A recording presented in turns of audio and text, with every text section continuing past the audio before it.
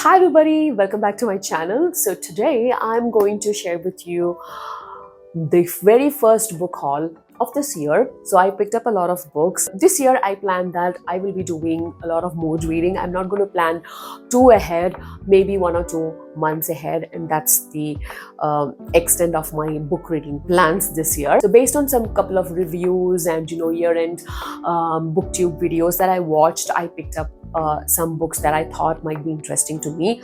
Most of them are thrillers, a couple of fantasy, and then non-fiction, etc. So, and science fiction as well. So it's an exciting list of books. So let's get into it. The first couple of books that I want to share with you are actually 4 books which I've already finished, completed, read.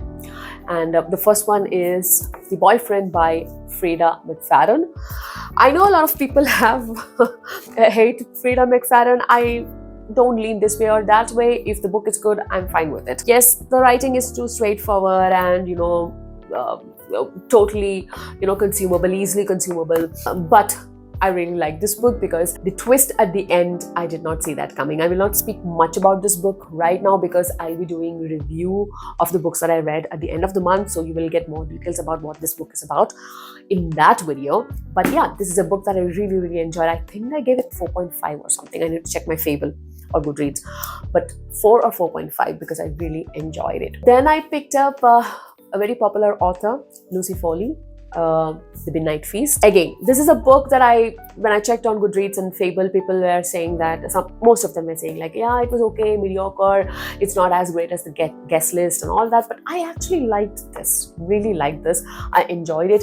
Yes, I agree with many reviewers where they say that the middle part of the book was kind of a drag, which it was. It can be cut down by 50 pages, I think. How many pages are there? Let's see.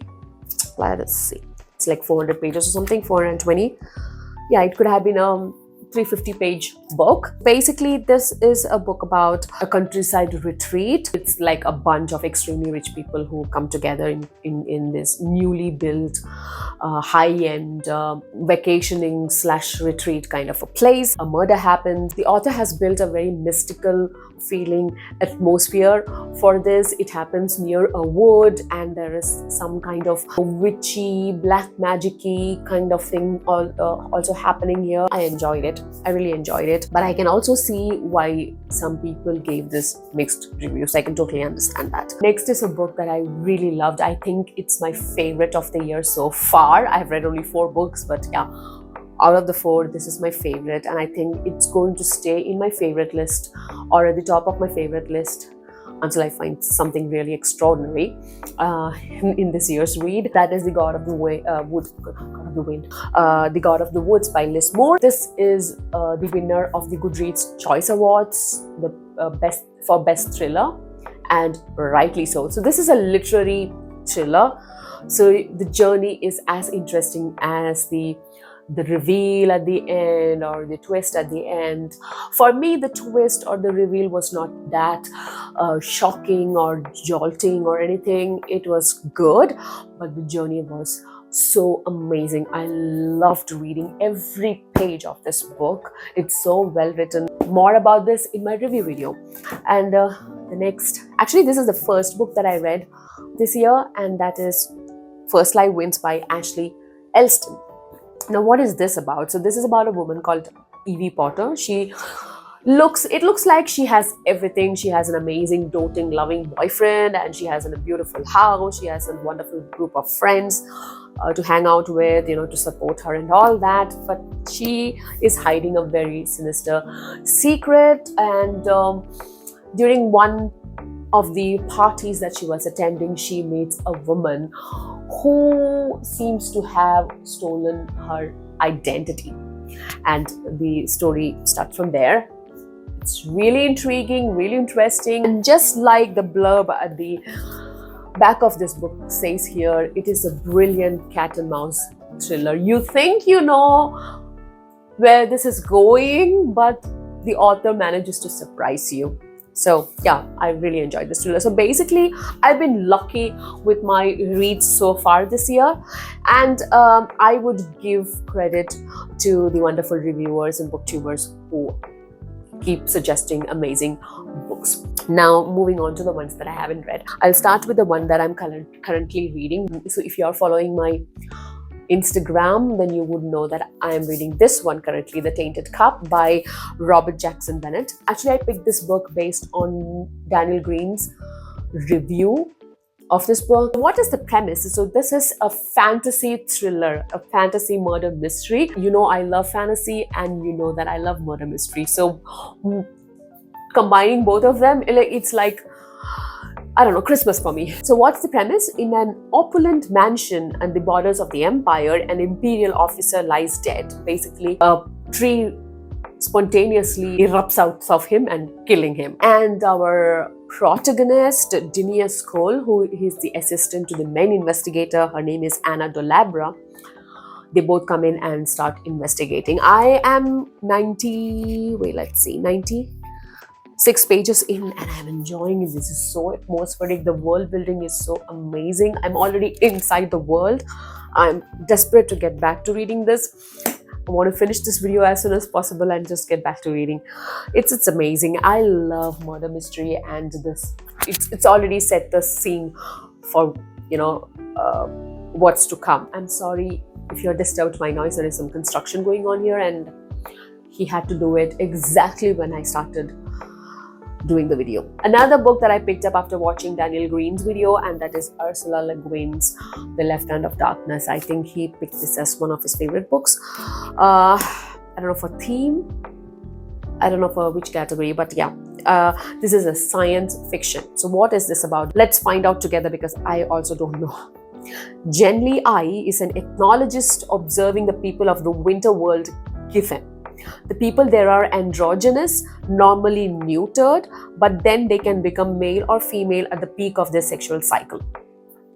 He becomes drawn into the complex politics of the planet, and during a long, torturous journey across the ice with a disgraced outcast politician, loses his professional detachment and reaches a painful understanding of the true nature of Githenians, and in a moving and memorable sequence even finds love. I know that she is one of the finest writers of our time. Ursula Le Guin won so many awards, and so many booktubers just adore and worship her. So this is my first Ursula Le Guin book, and I'm excited for it. Another female author, but this is a non-fiction. It's called Existential Physics by Sabina Hosenfelder.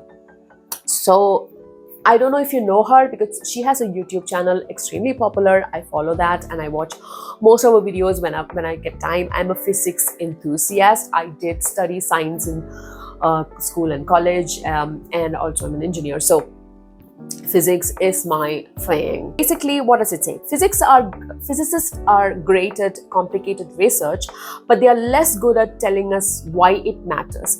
In this entertaining and thought-provoking book, theoretical physicist Sabina shows us how to apply the science to our everyday lives, drawing on the latest research in quantum mechanics, black holes, string theory, and particle physics. Existential Physics explains what modern physics can tell us about the big questions and the riddles of our existence. So what are the questions? Do we have free will?